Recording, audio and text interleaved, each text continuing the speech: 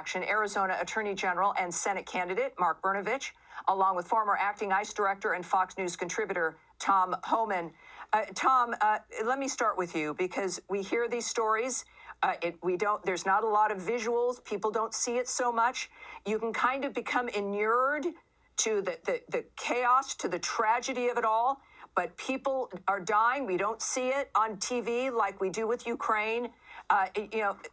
You've been law enforcement involved in this. Where is this now? Where do you see it going? And what do you think Biden can or will do? Which I think at this point is nothing. Well, first of all, your monologue, you rocked it. You were right at every point you made. And look, the Biden administration ain't going to fix this. The Biden administration has been in power for, 14, 15 months? They haven't done a single thing to slow the flow. Nothing. They've done nothing to secure the border. Everything they've done is how quickly can we process migrants and release them. Right now, they're looking at $900 million to build soft-sided facilities for the surge that's coming so they can process and release quicker. And when you process and release quicker, that just brings more. And your point about inhumane policy, let me make one point before we go to Mark. The Biden administration keeps saying the Trump policy is inhumane. Let me be clear on this. More migrants have died under the first year of Joe Biden on U.S. soil than any year I can remember. A record number. More migrants are dying under Joe Biden, and over 100,000 Americans have died over overdose deaths of fentanyl comes across that southwest border. His policies are inhumane, and they're killing people. Thank you for that reminder, and it's stark. Attorney General, you've been down to the border. This is a human catastrophe. We see it. It is getting worse. The American people are shocked. There's a war going on around the world. There's all kinds of viruses beyond COVID. What did you see at the border, and are they getting any kind of a handle on it? Because it's just so overwhelming, and yet there's no money, there's no assistance. What are you seeing down there? Tammy, thank you for having me on. And I literally was in Douglas today.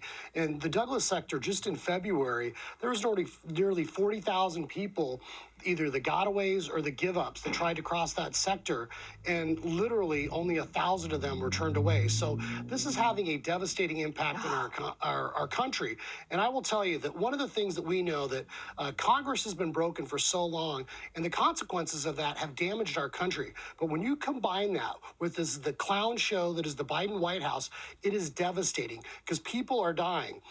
We know when we talk about these numbers, and sometimes you get numb to them, but literally people's daughters, nieces, nephews are being killed. In Pima County, Arizona, the number one cause of death now amongst young people is fentanyl and drug overdoses. So Americans are paying the cost in lives and treasure, and it's one of the reasons why I've led the lawsuit on Title 42 against the Biden administration, why we sued him over the public charge rule, why we sued him over his inability or unwillingness to follow the law and deport people. So what the administration has done is decriminalized and incentivized people breaking the law.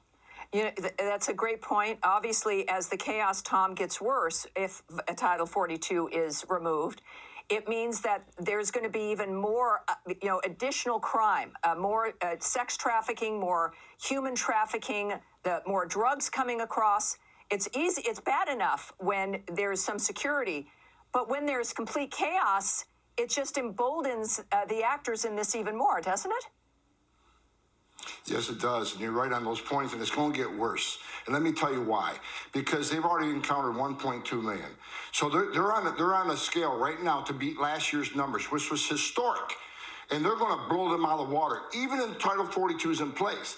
And they're so overwhelmed right now. There's been 67,000 gotaways just last month. 67,000 people entered this country that weren't arrested.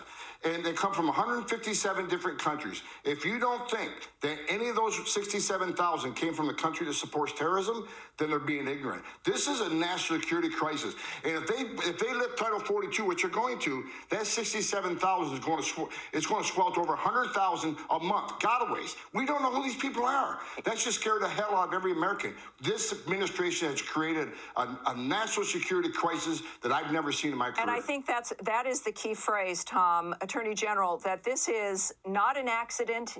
It's not a mistake. They're not clueless. That there is now, it clearly seems to be, I think on its face, deliberate. that this is policy, that it's not like bad policy that no one's listening to. This is the policy. What could the end game be here, Attorney General, when you've got a policy that is as monstrous as this?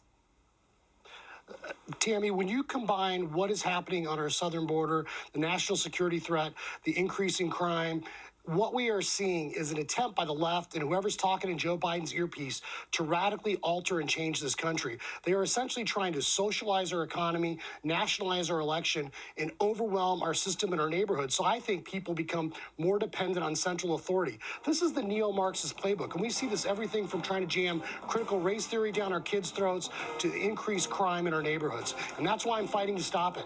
All right. Well, thank goodness you're there. Tom, thank you so much for your continuing work. Gentlemen, thanks for joining me. Now, coming up.